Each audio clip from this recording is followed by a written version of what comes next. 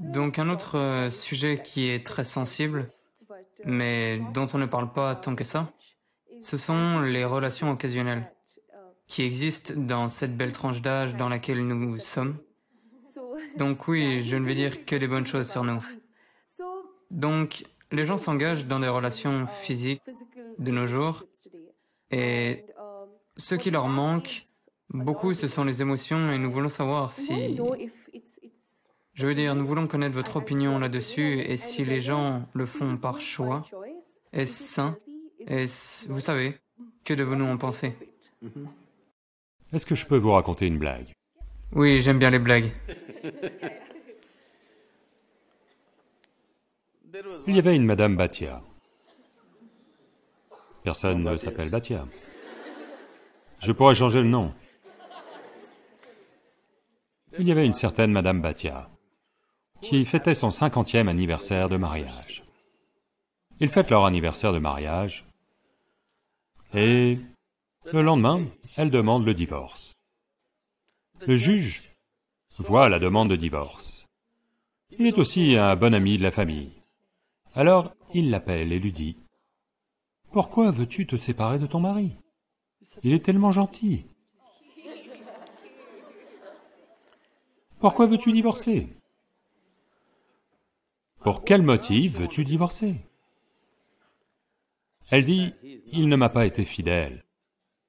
Il m'a trompé. » Comment en arrives-tu à ces conclusions? Pas plus tard qu'hier, vous avez fêté votre 50e anniversaire de mariage. Vous étiez bien hier, comment en es-tu arrivé à cette conclusion? Je me suis senti un peu nostalgique. Et j'ai commencé à parcourir l'album photo. Alors j'ai vu qu'aucun de mes 5 enfants ne lui ressemble.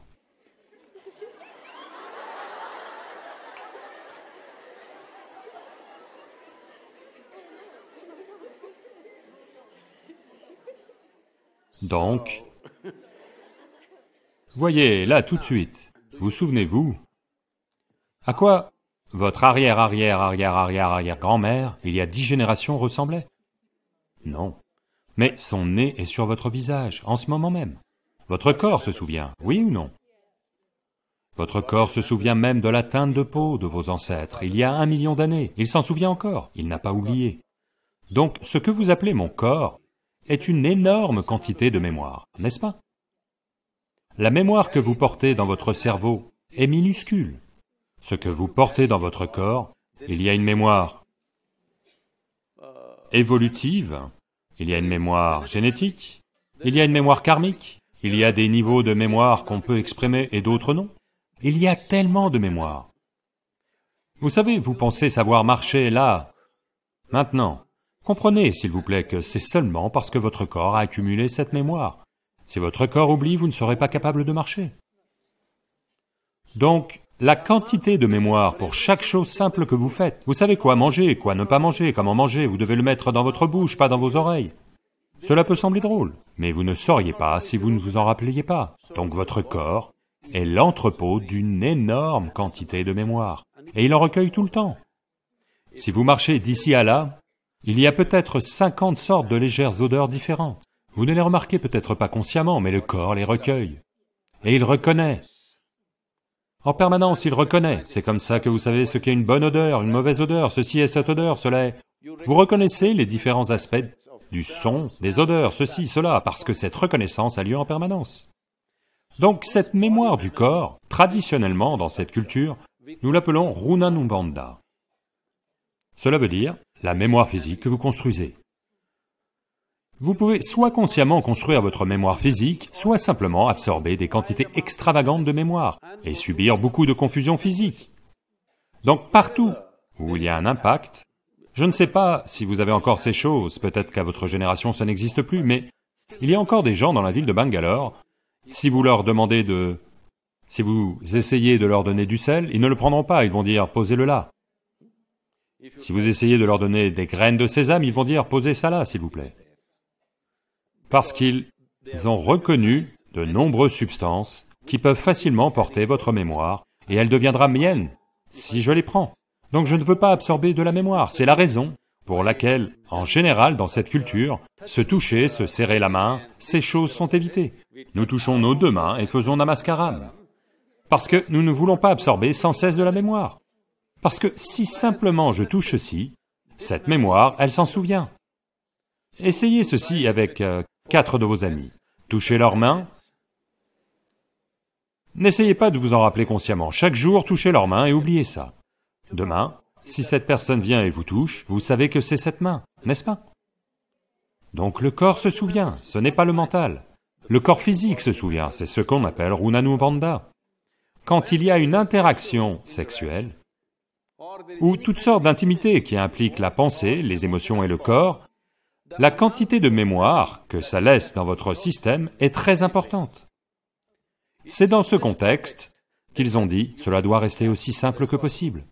Il y a d'autres aspects où, quand ils s'impliquent dans certains processus tantriques, ils se préparent pendant des années pour se distancer du corps de telle façon que le corps ne ramasse rien de nulle part. C'est fait comme un sadhana, pas comme de la promiscuité sexuelle. Donc, la question n'est pas celle de la morale. La question c'est, qu'est-ce que vous voulez faire de vous-même dans votre vie?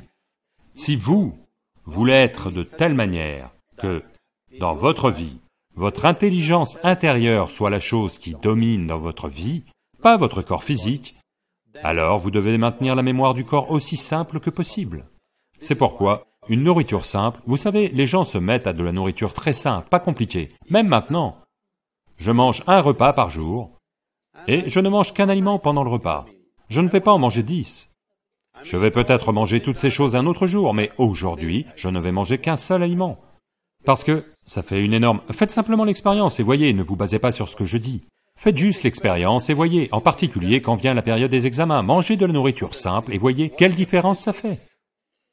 Pour votre intelligence, comment elle fonctionne, à quel point vous êtes alerte, tout. Donc, en quoi essayez-vous de vous construire? Voulez-vous vous construire pour être une supernova sexuelle? Ou... Non, ce que je dis, c'est que certaines personnes peuvent avoir cette intention, c'est à eux de voir. Mais qu'est-ce que vous voulez faire de votre vie? C'est quelque chose que vous devez décider.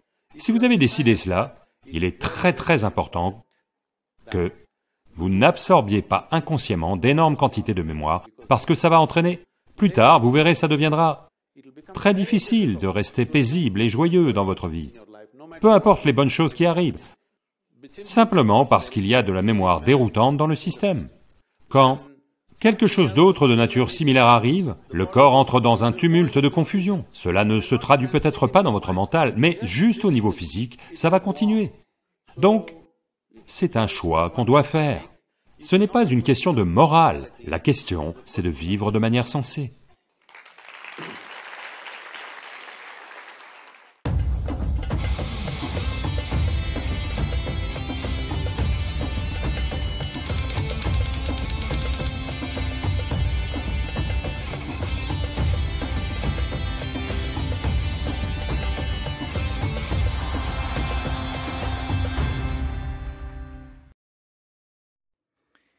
Si vous n'êtes pas encore abonné à ma chaîne, n'oubliez pas de le faire et d'activer la cloche de notification afin de recevoir mes prochaines vidéos.